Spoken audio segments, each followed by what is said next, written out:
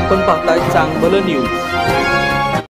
कराड नगरपालिकेच्या राजकारणाचा मोठा वारसा असलेल्या दिवंगत आदरणीय पी.डी. पाटील साहेब यांच्या कुटुंबातील सदस्य 40 वर्षांनंतर यावेळी प्रथमच निवडणुकीतील उमेदवारीमधून बाहेर का आहेत याचा खुलासा करतानाच माजी मंत्री बाळासाहेब पाटील यांनी कराड नगरपालिकेच्या निवडणुकीतील लोकशाही आघाडीची भूमिका थेट मांडली।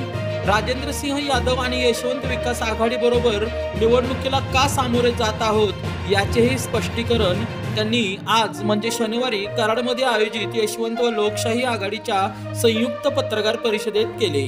तुम्ही पाहताय चांगलं न्यूज। एक खरं की 73 वर्ष आदरणीय पी.डी. पाटील साहेब नंतर अशोकराव पाटील, सुभाषराव पाटील, सौरभ पाटील यांनी काम पाहिलं आणि अन्य लोकांनी चांगल्या प्रकारचं काम पाहिलं। पण आता आरक्षणाच्या माध्यमातून नव्या कार्यकर्त्यांना संधी द्यावी, तिथं ज्या ठिकाणी त्यांना काम करायचे सगळ्यांनी प्रयत्न केले त्यांना संधी द्याव्या उद्देशाने आम्ही सर्व कुटुंबियांनी एकत्र निर्णय घेतला। पण गावाची नाळ किंवा गावाच्या समाजकारणामध्ये राजकारणामध्ये तर सक्रिय राहायचं असं कुणी अर्थ काढून नाही की आम्ही कोण उभारला आम्ही यात नाही। आम्ही सर्व कुटुंबीय या शहरासाठी आहोत, शहरासाठी आम्ही निश्चित चांगल्या प्रकारचं काम इथून पुढे सुद्धा करू। शांततामय सहजीवन आहे, त्याला तडाला न लागता त्याचप्रमाणे प्रचारामध्ये सुद्धा योग्य पातळी राखून आम्ही सर्वजण सामोरे जाणार आहोत।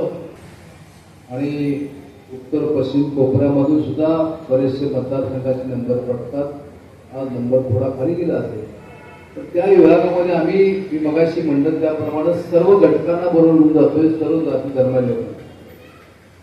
आज आमच्या बरोबर श्री पेंढारकर, श्री वास्के त्यांचे सर्व सहकारी आणि यातून एकच आहे की आम्ही शहरासाठी आहोत, आमचं शहर आहे आणि ही भावना अधिक दृढ व्हायला त्या निमित्तानं मदत होणार। अनेक मंडळी असे आहेत की अजूनही आमच्या संपर्कामध्ये आहेत, आमच्यावर येण्याची त्यांची इच्छा आहे आणि त्यामुळे निश्चित चांगल्या प्रकारचं काम या राज्यात होईल।